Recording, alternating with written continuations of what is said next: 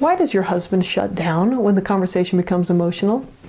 Today we're going to talk about flooding.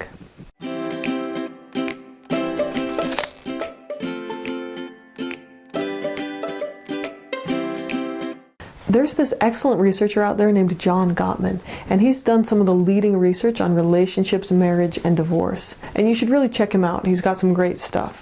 One of the really interesting studies that he did, he took a bunch of couples and put them in these little apartments where they knew they were being observed. And he hooked them up to monitors that measured their physiological response. He then asked the couples to sit down and talk about a situation or a topic that was difficult for them.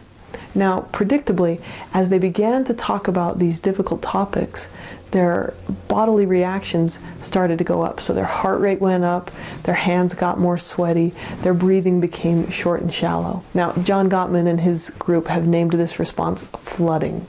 And he found out that flooding is one of the indicators of divorce. When their heart rates were above 90 beats per minute, the conversation started to devolve into defensiveness and arguing, criticism, and perhaps even some stonewalling where people would shut down. Now, this is a normal response, but he was wondering what was going on.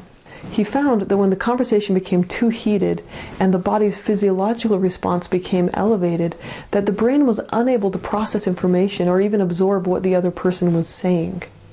The upper part of our mind, the prefrontal cortex that is needed for complex problem solving, completely shuts off when the lower part of the brain is perceiving a threat. The person then began to revert to instinctual and reactive responses like criticism or defensiveness.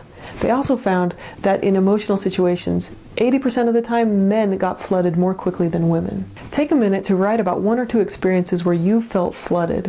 What were your reactions? What did other people notice about you? And how can you recognize this response sooner?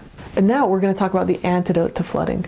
So as part of his research, Gottman took these couples, and when he noticed on the monitors that their heart rate was getting really elevated, he would ask them to take a little break. But he didn't say it that way. He said, okay guys, sorry, we're having a technical problem and we need you to stop talking because our cameras aren't working or something like that. So stop talking and we'll let you know when it's working again. So he'd have couples do something completely different from the argument. They weren't supposed to talk about the topic anymore. He'd have them sit in the lobby and read some magazines. And they'd watch the heart rate and the blood pressure decrease. And 30 minutes later, they'd bring that couple back together and say, okay guys, go ahead and start talking about this difficult topic again. They found that these couples were able to come back to the situation and discuss the situation quite a bit more calmly, and that they would be more likely to solve it. So taking breaks is really helpful in solving complex and emotional problems. There's this old saying that says, don't go to bed angry. And a lot of couples used to take this advice and think, well, if we have a problem, we need to talk and talk and talk about it and hash it out until we've solved it. What the research from the Gottman Institute found is that when we're able to calm ourselves down and resolve this flooding reaction, that people are going to be much better at solving problems after that, and be less likely to inflict harm on the relationship when they are being reactive. So here are some basic steps to manage flooding. The first one, notice that you are flooding.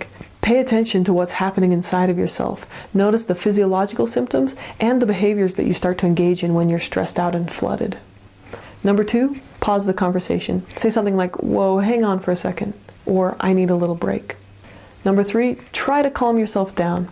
Take a few deep breaths or remind yourself that it's going to be okay, you can work through this. If tensions remain high in the moment, then ask for a break. Now, here is the most essential part of asking for a break. You need to commit to come back to the issue at a later time.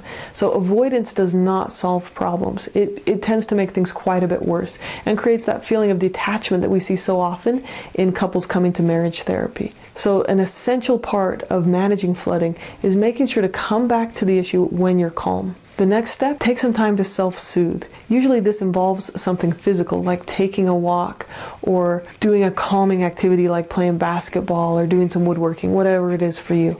But doing something physical can help the body process all those stress chemicals that were just released during that situation.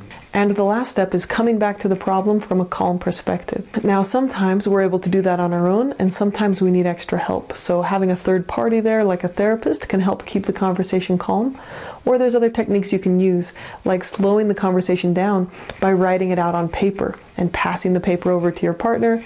They write their response and then pass it back to you. That gives you a few seconds to calmly think while processing the situation instead of reacting too quickly. We can also apply this information about flooding to our interactions with others. So if we notice someone becoming defensive or irritable, we might recognize, hey, this person is flooding and they aren't going to be able to think clearly. We can interact with them in a better way by slowing things down or giving them a chance to catch their breath or take a little break before, engaging with them to solve whatever issue may be coming up.